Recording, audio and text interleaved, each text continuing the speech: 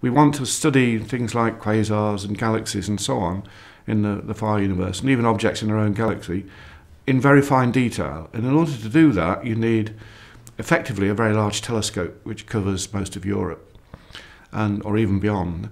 And this is a technique called VLBI, standing for Very Long Baseline Interferometry.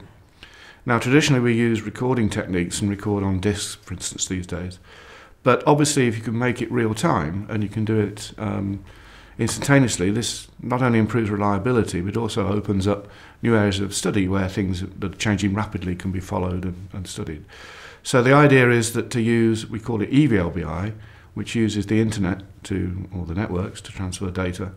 And without Express, we would not have been able to build it up to the sort of level that we can now.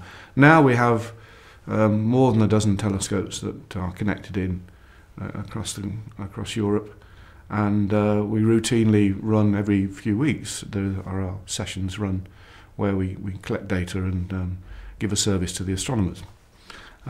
So Express was deliberately set up to do that. It is now finished. It finished in end of August this year and has been very, very successful.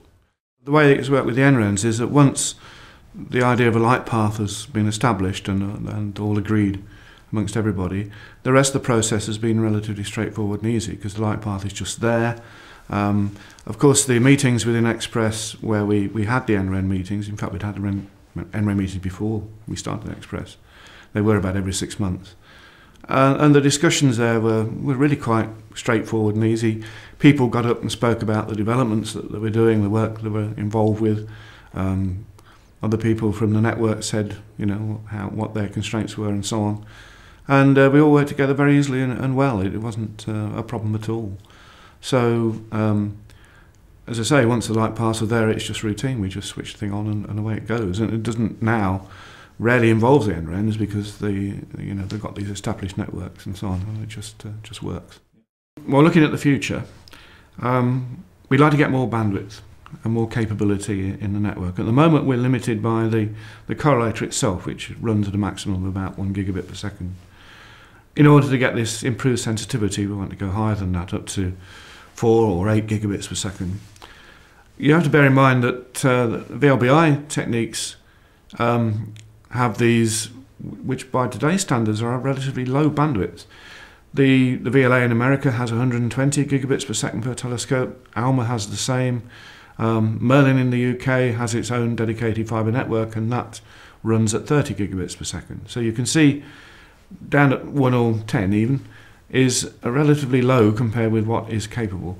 The SKA, when it's built, will be 160 gigabits per second per station or more. So we have these potentials for huge data rates that we want to use.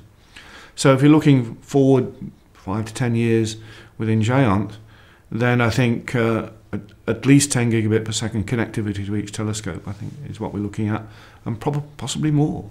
It all depends on what the technology can give us, what the backbone can cope with, and what the NRENs and so on are prepared to give. So if they've got any bandwidth, we can take it. That's how it goes.